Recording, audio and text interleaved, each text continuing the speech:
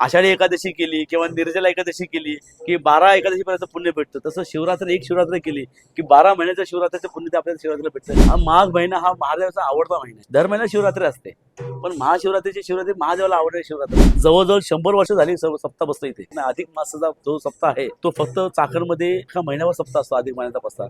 आणि ही परंपरा खूप पहिल्यापासून आहे आणि त्याला काही कमी पडत नाही. फक्त सांगायचं सप्ताह आहे, ते येणारे पैसे कसे काय कार्यक्रम करतात, सगळे कार्यक्रम सगळं तो महादेव करून घेतो.